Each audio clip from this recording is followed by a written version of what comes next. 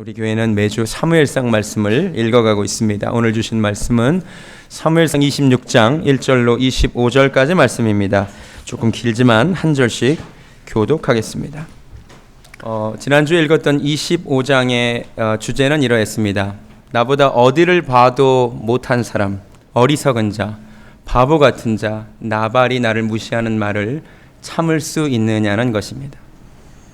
바보 같은 사람이 나를 무시할 때도 용납하고 용서할 수 있느냐가 25장의 주제였습니다. 오늘 26장의 주제는 이것입니다. 똑같은 잘못을 저지르는 사람을 또 용서할 수 있느냐는 것입니다. 사울이 24장에서 다윗을 죽이려고 왔는데 다윗이 사울을 죽이지 않았습니다. 용서해 주었습니다. 그런데 오늘 26장을 보니까 사울이 다윗을 또 죽이려 옵니다. 내가 다시는 죽이지 않겠다고 맹세했음에도 불구하고 똑같은 죄를 또 지으려 옵니다. 그런데 다윗이 오늘 또 용서합니다. 첫 번째 용서도 아름답지만 두 번째 용서가 더 아름답습니다. 이 본문을 통해서 하나님께서 우리에게 물으십니다. 우리에게 똑같은 잘못을 저지른 그 사람 또 용서할 수 있느냐는 것입니다. 아니, 이번에 용서해 주면 그 잘못을 나에게 또 저지를 수도 있는데 그래도 용서할 수 있느냐는 것입니다. 여러분, 사실 누군가를 똑같은 죄를 계속 짓는데 용서하는 게 쉽지 않지요. 그런데 가만히 생각해 보면 여러분이 지금 누군가를 그렇게 용서하고 있습니다. 똑같은 잘못을 계속 저지르는 그 누군가를 계속 용서하고 있습니다. 그 누군가가 누군지 아세요? 여러분 자신입니다. 여러분 자신은 2번이 아니라 70번씩 7번이라도 똑같은 죄를 짓고도 또 용서합니다. 나를 용서하듯 다른 사람도 용서하시는 은혜가 있기를 주님의 이름으로 축원합니다. 이것이 사무엘상 26장의 기본적인 내용이고요. 이건 말고도 본문을 천천히 묵상해 보면 참 은혜가 있습니다. 특히 다윗과 사울의 차이를 묵상해 보면 잔잔한 은혜가 있습니다. 오늘 본문에서 사울이 다윗을 왜 쳐들어왔습니까? 기억나십니까? 25장 후반부에 어떤 일이 있었죠? 다윗이 아비가일과 아히노암이라고 하는 2명의 여인을 아내로 취합니다. 이것에 대하여 사울이 감정적인 반응을 합니다. 무슨 반응을 하죠? 자기 딸 미갈을 다른 사람에게 아내로 줘버립니다. 기분이 나쁘다는 겁니다. 그래서 그 기분이 상했기 때문에 오늘 다윗을 또 쳐들어오는 것입니다. 한마디로 말해서 사울을 움직이는 힘은 그의 기분 상태입니다. 제가 인생을 그렇게 길게 산 건 아니지만 조금 살아보면서 확실히 느끼는 것은 사람이 이성적인 존재인 것 같은데 아니더라고요. 사람은 감정적인 존재입니다. 근데 특별히 이 사울이 굉장히 감정적이에요. 자기 기분이 상하면 앞에서 수금을 타고 있는데 창을 들어 그를 향해 던져버립니다. 또 미안한 감정이 들고 고마운 감정이 들면 어떻게 하죠? 내 아들 다윗아 그러면서 또 웁니다. 내가 너를 사랑한다고 막 이럽니다. 또 분노에 사라지면 또 죽이려 옵니다. 또 오늘 다윗이 그러니까 또 고맙다고 너는 큰 일을 행하겠다고 막 이럽니다. 한마디로 사울을 이끌어가는 힘이 뭐예요? 그의 기분, 감정입니다. 다윗은 다릅니다. 9절 한번 보실래요? 옆에 아비새가 막 죽이라고 할 때 다윗이 뭐라 그러냐면 누구든지 손을 들어 여호와의 기름 부음 받은 자를 치면 죄가 없겠느냐. 11절도 보시기 바랍니다. 내가 손을 들어 여호와의 기름 부음 받은 자를 치는 것을 여호와께서 금하시나니. 할렐루야. 지금 다윗이 무엇을 따라가고 있습니까? 다윗은 하나님의 말씀을 따라갑니다. 두 사람이 명확히 대조됩니다. 사울은 자기의 감정을 쫓아 행하고 다윗은 이 순간 하나님의 말씀을 쫓습니다. 물론 다윗이 항상 그랬던 것은 아닙니다. 25장에서 나발이 자기를 무시할 때 감정에 휩싸였던 적도 있습니다. 앞으로 27장에 가면 또 두려움에 휩싸입니다. 적어도 26장에서만큼은 다윗은 하나님을 쫓고 이 모습이 가장 아름답습니다. 사랑하는 성도 여러분, 이 말씀을 통해 하나님이 물으십니다. 감정을 쫓아 살 것인가? 하나님의 말씀을 쫓아 살 것인가? 여러분, 우리 한국인들이 기분파잖아요. 신앙생활도 기분대로 하잖아요. 그렇죠? 기분 좋으면 막 최고로 섬기고 기분 나쁘면 안 섬겨버리고.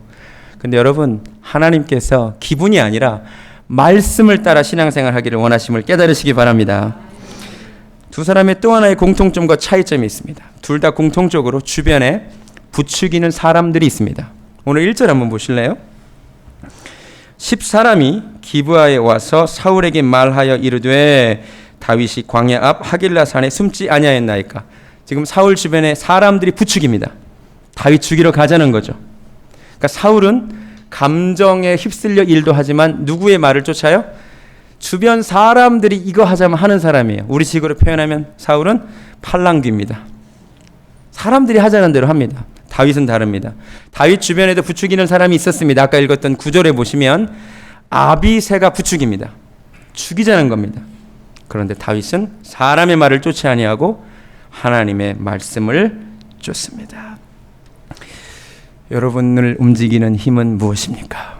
감정이 아니라 주변 사람들의 말이 아니라 하나님의 말씀이기를 원합니다. 제가 좋아하는 그림이 하나 있습니다. 사진이 하나 있습니다. 좀 보여주시기 바랍니다. 이게 뭐냐면요, 빙하예요. 제가 이 사진을 굉장히 좋아합니다. 왜냐하면 그럼 빙하가 물 밖에 나와 있는 것은 9분의 1밖에 안 된대요.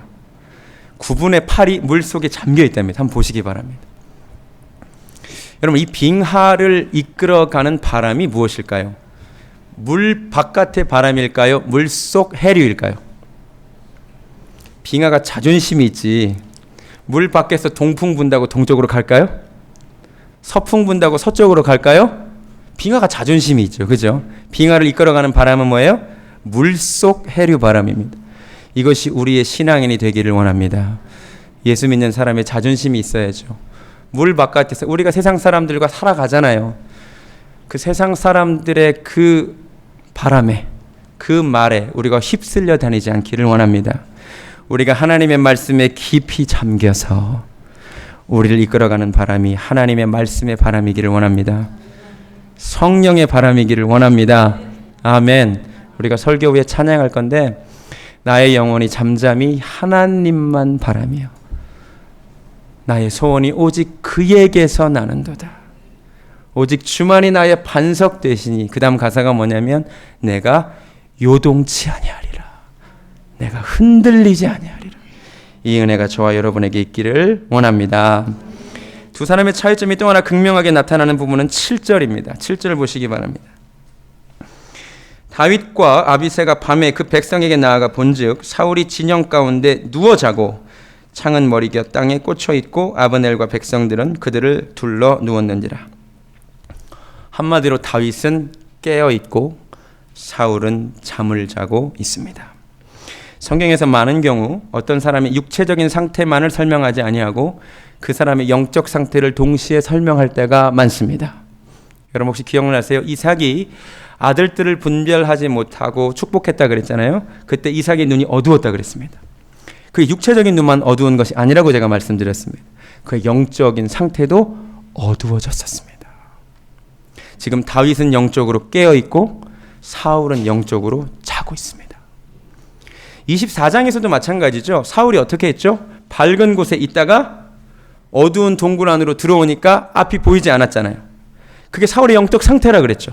한때 밝음 가운데 거했으나 그가 어둠 가운데 거하기에 아무것도 보이지 않는 인생, 그것이 사울의 영적 상태였다는 말입니다. 여러분 성경을 보면 그 자고 있는 사람들이 대부분 영적으로 다운됐을 때가 많아요. 요나라고 아세요? 요나가 하나님의 말씀을 거부하고 다시스로 내려가잖아요. 성경이 내려간다라고 하는 동사를 씁니다. 그게 히브리어로 야라든데요. 그게 육체적으로만 내려가는 것이 아니라 영적으로 내려갈 때 그 표현을 써요. 다시스로 내려가고 배도요. 어디 가서 주무셨는지 아세요? 맨 밑바닥에서 주무셨어요. 그분의 영적 상태가 그래요. 나중에는 바다 밑까지 내려가잖아요. 그분이 근데 배 밑바닥에서 주무셨어요. 자고 있었습니다. 영적으로 자고 있었다는 말입니다. 교회만 오면 주무시는 분이 계십니다. 한두 번 조는 거야 왜 이해가 안 되겠습니까마는 예배 시간마다 설교 시간마다 주무시는 분들은 죄송합니다만 본인의 영혼의 상태를 점검해야 됩니다. 목사님이 설교를 졸리게 해서 그럴 수도 있습니다. 그것도 한두 번입니다. 내 영혼이 병들고 잠들면 희한해요. 예배 시간에 자게 되어 있습니다. 감사하게도 우리 교회 성도님들 중에서는 주무시는 분이 없어요. 혹시 앞으로 주무시는 분이 있을까봐 제 말이 아니라 성경 말씀으로 다 대신합니다. 에베소서 5장 14절 잠자는 자여 깨어날지어다. 예수님의 말씀으로 대신합니다. 어찌하여 자느냐 깨어 일어날지어다. 우리가 영적인 잠에서 깨어나기를 소원합니다. 또 하나 다윗에게 배워야 할 점이 있습니다. 19절을 한번 보시기 바랍니다. 19절이 굉장히 중요한 말씀입니다. 다윗이 사울에게 자기의 무죄를 호소하는 가운데 무슨 얘기를 하냐면 내 말을 좀 들으세요. 만일 왕을 충동시켜 나를 해하려 하는 이가 여호와시면, 그러니까 이 일의 원인이 하나님이면 여호와께서는 제물을 받으시기를 원하나이다. 무슨 말인지 알겠어요? 이 일의 원인이 하나님이면 내가 하나님 찬양하겠다는 거예요. 그런데 그 다음에 만일 사람들이면 그들이 여호와 앞에 저주를 받으리니, 지금 다윗이 뭐 하고 있죠? 자기에게 일어난 일의 원인을 두 가지로 분류합니다. 그렇죠? 이 일이 하나님에게서 일어난 일일 수도 있고, 그러면 내가 무슨 말 하겠느냐 이거예요. 하나님을 찬양하고 말지.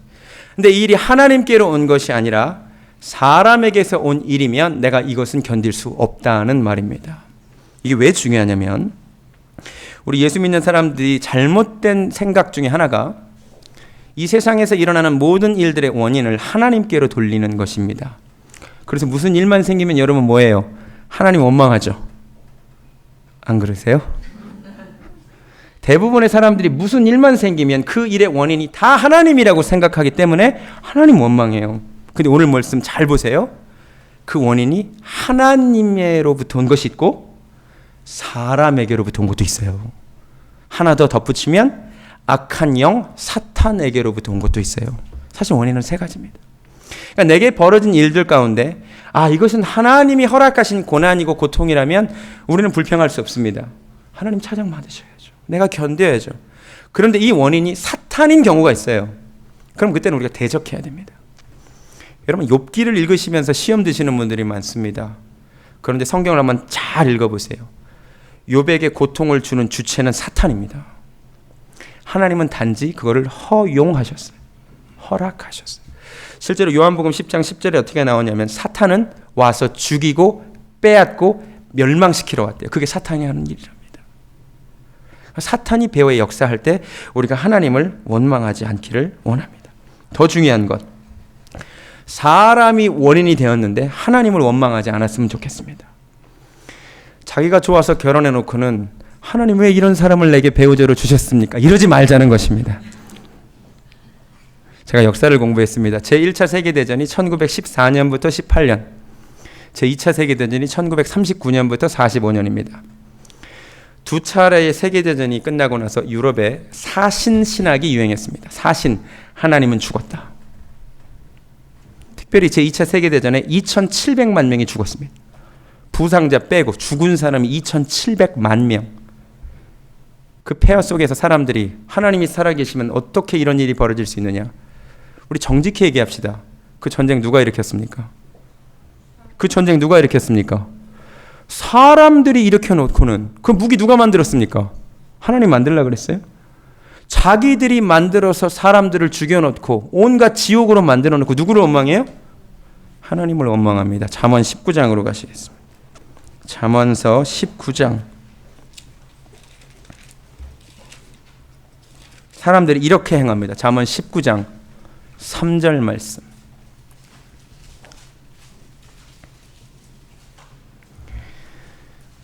잠언 19장 3절 말씀. 우리 구약성경 약 931페이지 정도에 있습니다. 함께 읽겠습니다. 시작. 사람이 미련함으로 자기 길을 굽게 하고 마음으로 여호와를 원망하느니라. 아멘. 성경의 목소리는 분명합니다. 사람이 자기가 잘못해놓고는 누구를 원망한대요? 하나님을 원망한대요.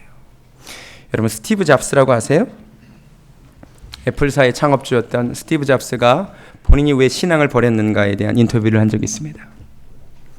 전 세계에 굶어 죽는 사람들, 가난한 사람들을 보면서 하나님이 살아계시면 이럴 수 없다라고 생각해서 그는 신앙을 버렸습니다.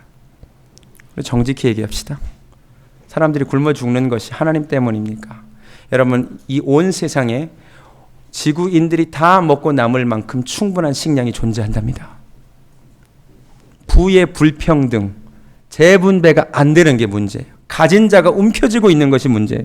미국만 해도 밤만 되면 바나나에서 얼마나 많은 빵들이 버려지는 줄 아세요? 내일은 못 쓰기 때문에. 가진 자가 움켜쥐고 나눠지지 않는 것이 문제지. 그게 왜 하나님 탓입니까? 특별히 자연재해가 일어나고 나면 우리가 하나님을 원망하기가 참 쉽습니다. 2004년도에 해일이 일어서 28만 명이 죽었던 적이 있습니다. 그때 온라인 잡지인 슬레이트에 이런 기사 제목이 실렸습니다. 이번에는 너무하셨다고 신께 말씀드려라. 이게 사람들의 반응입니다. 하나님 너무하신 거 아닙니까? 그럴 수 있습니다. 특별히 자연재해를 보면서는 그게 자연스러운 반응입니다. 그런데 최근 들어 과학이 발전하면서 밝혀지고 있는 사실들이 있습니다. 대부분의 이 자연재해의 원인이 인간의 환경 파괴로 인한 지구온난화 때문이라는 거죠. 결국 이 지구가 병들게 된 원인에, 이상기후가 생기게 된 원인에 사람이 있다는 것입니다. 성경은 뭐라고 말하냐면 온 피조물이 지금 신음하고 있다라고 말합니다.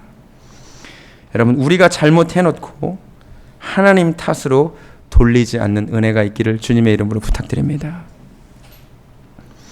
23절로 가겠습니다. 다윗은 또 무엇을 안 사람이었습니까? 23절. 다윗은 하나님이 원인인 일과 사람이 원인인 일도 구분해 냈을 뿐만 아니라 하나님의 통치 원리에 대해서 알았습니다. 23절에 뭐라고 말하냐면 여호와께서 사람에게 그의 공의와 신실을 따라 갚으신대요. 다윗은 이걸 믿었습니다. 하나님이 어떤 분이래요? 내가 공의롭게 행하고 신실하게 행하면 그렇게 갚아주신 분임을 믿었습니다. 그래서 24절에 이렇게 기도합니다. 이걸 바랍니다. 24절 보여주시기 바랍니다. 내가 왕의 생명을 오늘 소중히 여긴 것 같이 내 생명을 여호와께서 소중히 여겨주시기를 내가 바란다는 거예요. 여러분, 하나님께서 이 세상을 다스리시는 원리 중에 하나는 심는 대로 거두게 하신다는 것입니다. 갈라디아서 6장에 나옵니다. 스스로 속지 말라. 하나님은 업신여김을 받지 아니하시나니 사람이 무엇으로 심든지 그대로 거두리라. 자기 육체를 위하여 썩어질 것을 심는 자는 육체로부터 썩어질 것을 거두고 성령으로 심는 자는 영생을 거두리라고 했습니다. 우리 인생이 심는 대로 거둡니다. 사람을 하나님이 만드시되 흙으로 만드셨습니다. 흙의 기본적인 속성이 뭐지요? 흙은 정직합니다. 흙은 심는 대로 거둡니다. 콩을 심어봐요. 뭐가 나와요? 어려워요?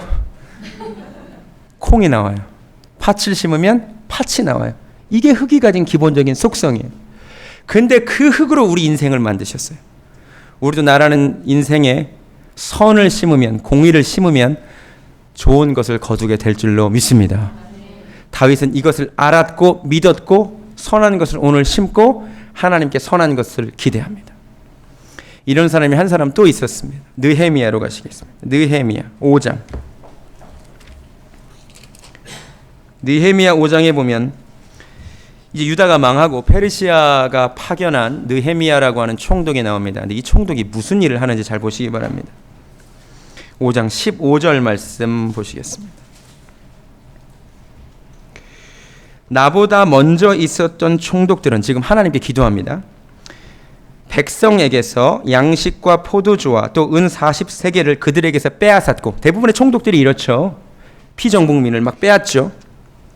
또한 그들의 종자들도 백성을 압제하였으나 그 다음 나는 하나님을 경외함으로 이같이 행하지 아니하고. 할렐루야. 느헤미야는 어땠대요?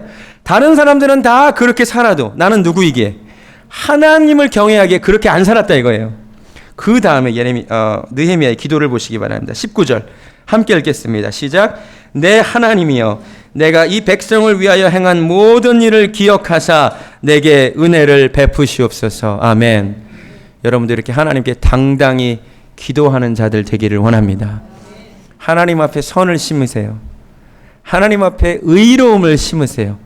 그리고 하나님께 은혜 주시라고, 하나님 내게 은혜 베풀어 주시라고 기도하세요. 나 때에 그 은혜를 받으면 좋고 못 받으면 내 후손이 받겠고, 아니면 내가 영원한 하나님 나라 가서 영원한 상급을 받게 될 줄로 믿습니다. 한 가지만 더 말씀드리고 설교를 마칩니다. 본문으로 돌아와서 다윗은 또 어떤 사람이었느냐? 그의 원수에게 축복받은 인생이었습니다. 25절. 이게 사실 사울과 다윗의 마지막 만남입니다. 사울이 다윗에게 이르되 내 아들 다윗아 내게 복이 있을지로다. 내가 큰 일을 행하겠고 반드시 승리를 얻으리라. 여러분, 다윗 인생이 참 멋집니다. 자기를 괴롭히고 죽이려고 질투하고 미워했던 그 사람에게 마지막은 복받는 말을 듣고 끝납니다. 여러분, 인생 가운데 혹시 원수 같은 사람, 껄끄러운 사람이 있었다 할지라도 여러분의 인생이 그 사람의 입에서 축복의 말을 듣는 인생이 되기를 주님의 이름으로 축원합니다. 이제 말씀을 마칩니다. 오늘 말씀을 통해 하나님께서 물으십니다. 똑같은 잘못 저지른 그 사람 용서할 수 있느냐? 용서해주면 그 잘못 또 저지를 것 알면서도 내 남편과 내 아내 생각하시기 바랍니다. 용서해주면 이 남자가 또 그럴 것 알면서도 또 용서하시기 바랍니다. 아멘이 안 나오고 있습니다. 내 아내가 또 그럴 줄 알면서도 용서하시기를 주님의 이름으로 부탁드립니다. 사울은 감정에 휘둘리고 다른 사람의 말에 휘둘린 인생이었습니다. 다윗은 적어도 이 순간만큼은 하나님의 말씀을 쫓아갔습니다. 우리가 그런 사람이 되기를 원합니다. 사울은 영적으로 깊은 잠에 빠져 있고 다윗은 깨어 있습니다. 다윗은 하나님의 일과 하나님이 원인이신 일과 사람이 원인인 일을 구분할 줄 알았습니다. 다윗은 하나님의 통치 원리를 알았습니다. 아, 하나님은 심는 대로 거두게 하시는 분이구나. 여러분, 하나님께 꼭 귀한 것 심으시고 귀한 것 기대하시되 그 무엇보다도 하나님을 기대하시기 바랍니다. 이 시간 찬양합니다. 나의 영혼이 잠잠히 하나님만 바라며, 내가 감정이 아니라 사람의 말이 아니라 하나님의 말씀 위에 서서 요동치 않는 은혜가 있기를 원합니다. 찬양합니다.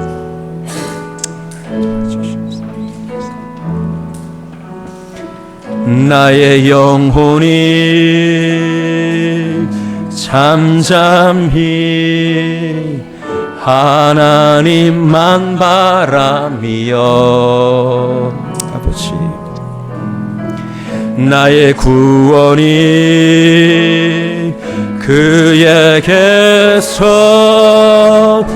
나는도다. 나의 영혼아, 나의 영혼아 잠잠히 하나님만 바라라. 하나님을 바랍시다. 나의 소망이 그에게서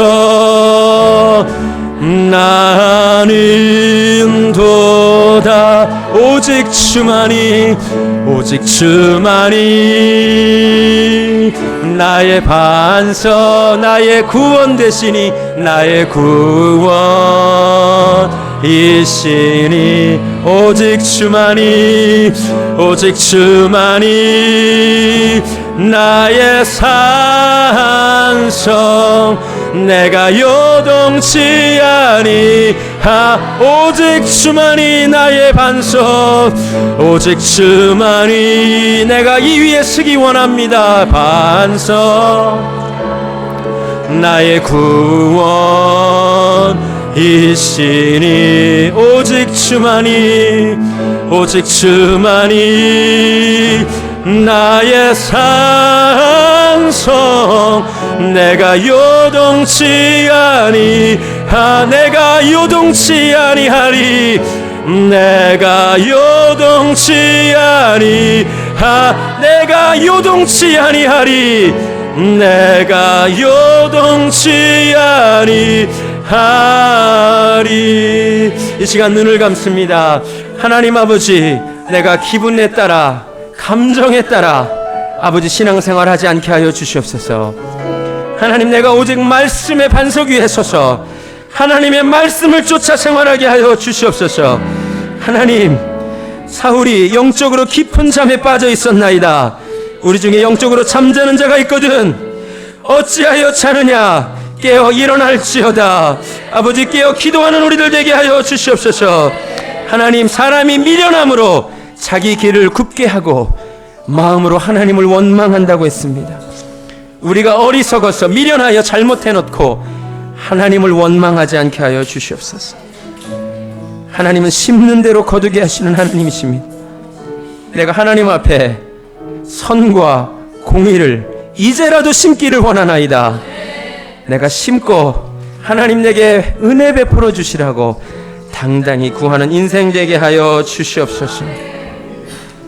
이제는 우리의 영원한 상급 되시는 우리 주 예수 그리스도의 은혜와 심는 대로 거두게 하시는 하나님 아버지의 극진하신 사랑과 성령 하나님의 역사하심이 이 시간 말씀 붙들고 한 주간 살아가기를 소원하는 우리 사랑하는 베델제단 성도님들 머리 위에, 특별히 이 땅에 첫 예배드린 우리 민준이 머리 위에, 또 함께 예배한 사랑하는 아들 딸들 머리 위에 지금부터 영원까지 함께 하시기를 간절히 축원하옵나이다.